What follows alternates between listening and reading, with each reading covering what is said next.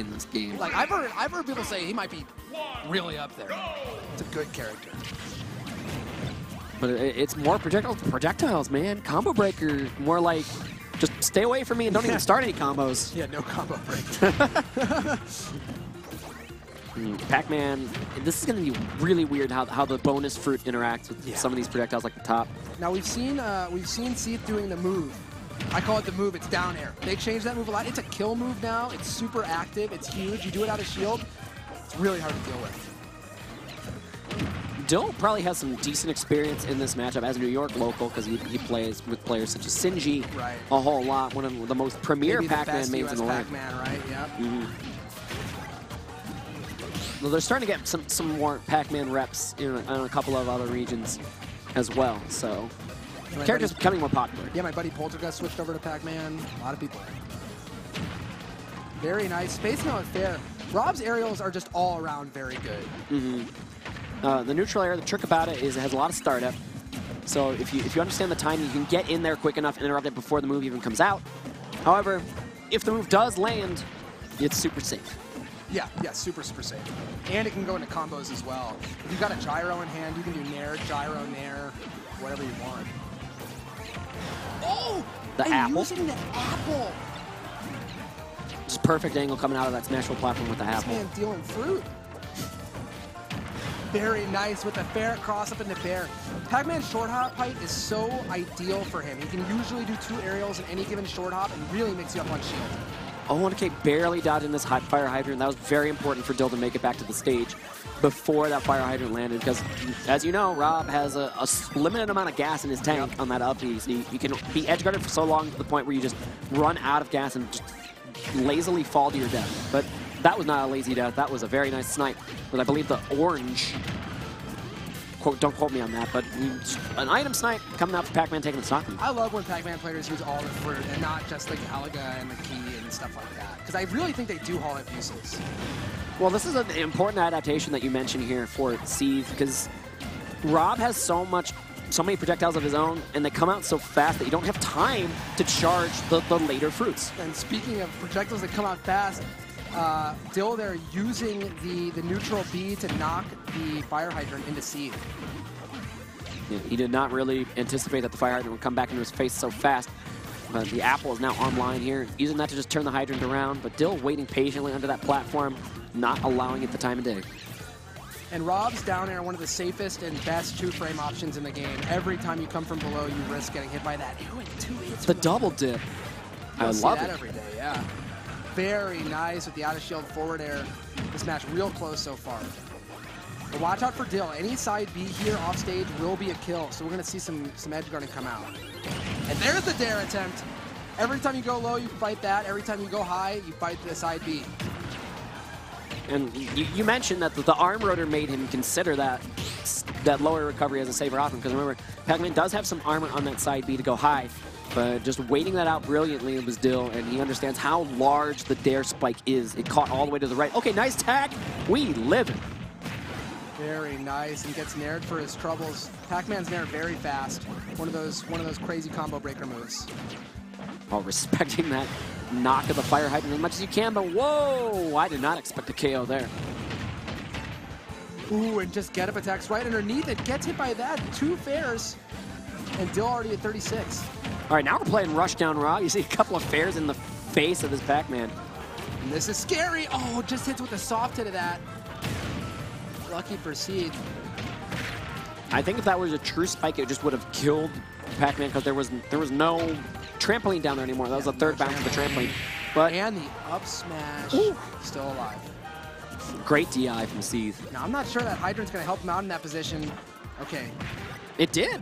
Yeah, it came back. Yeah, came back to neutral. It threw Rob into disadvantage, and that just is buying Seethe a new life on this stock. The thing about Pac-Man is every time he drops a hydrant and doesn't immediately deal with it, it can be a boon to the other character as well. So one of the big parts about playing Pac-Man is keeping that near you. Faking out with the up tilt. Dill was trying to fake that the hydrant would come into Seethe's face. Instead, then goes for the down tilt later, just trying to mix up the timing. And yet again, he's in a scary position, and the hydrant gets used against him. Seethe takes game, or sorry, Dill takes game 1. You can't air dodge there, dude. That was just great timing from Dill. He understood the panic, air dodge. Like, Pac-Man has so many different timings that he can go for those recoveries, right? But if you understand the defensive habit of your opponent, just lazily drift that hydrant all the way over to the left side. No chance at recovery. I think Seethe's got to adapt his gameplay pretty heavily because Dill has gotten more used to that hydrant than Seethe has. Yeah, Dill feels really labbed in his hydrant KOs. You see him go for nair double down tilt a lot when he has the stage control and there's a hydrant in front of him. Because there's an exact percent threshold, right? So you can know exactly how many hits you have to hit it for, and Dill definitely does, as you mentioned. And the nair double down tilt knocks that hydrant just like the perfect little arcing angle. It's very threatening versus a Pac-Man's recovery, especially if he goes low. And that can force an option, and then once the option is forced, you can set up for the dare, you can set up for the arm rotor, depending on the situation. And the Apple actually intercepting that nair double down tilt hydrant combo, trying to turn things around on a Dill, but Dill has his triplats too, his troubles, and Rob likes some triplats. You're going to see some up air combos. Yeah, you'll see a lot of 2 up airs, and yet again, Rob just getting more use out of hydrant. You'll see some back airs trying to set up on the platforms as well. The back air from Rob, also a very buff move in this game. Oh yeah, certainly. Oh, and that's going to be a punish. Nice F smash. Good air dodge to get out of there, but whew, that's so scary. But the trampoline saved this time. But just let it rip. There's your rotor.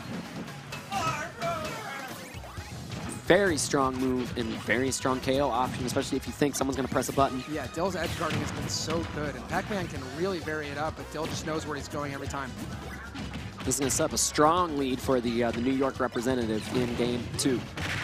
And goes through that hydrant with the up air. Dill showing that he knows this matchup better than anyone.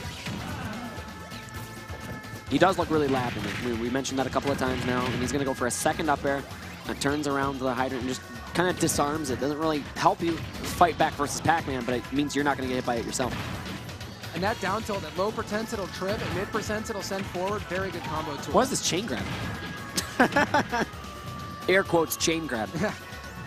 Yeah, Rob gets kind of a janky mix-up off every down throw, depending on how fast they mash out, etc. Seethe air dodged 3 times, and then just Dill knew every single time that an air dodge was going to find its way over. Oh, in the back air with the precision. Dill playing like a surgeon right now. That hitbox is so huge, you don't even necessarily need to be precise.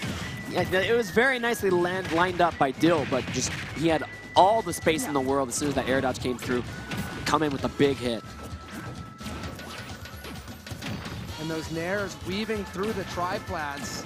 This was not the place to bring Dill. Yeah, Dill's very comfortable here. You see the wall jumps are coming out from Seethe.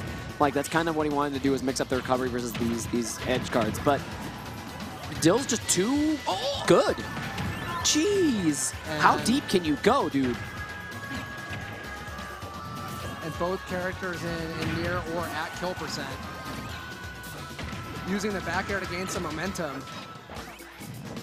That directional air dodge has gotten so much better in this game. Well, it wasn't even in Smash 4, and it's really changed the way a lot of characters are able to recover.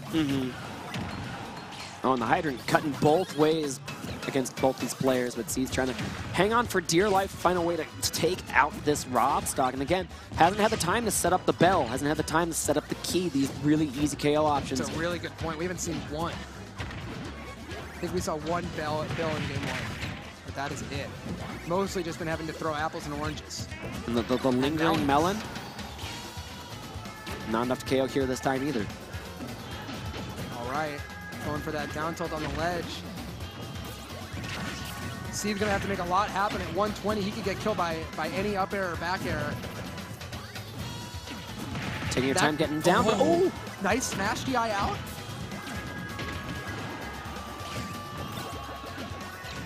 Going to need a lot more of those, though. Still 3 stocks to go. I'm trying to play maybe a little bit too tricky with these projectiles now. I think he's got to force something, because just too strong is Dill, and he's going to finish the 3 stock with a nair, landing even on top of the hydrant for his trouble. Comfortable game in Game 2. It's tough, man. Sometimes when the other guy knows the matchup that well, it feels like you've forgotten how to play.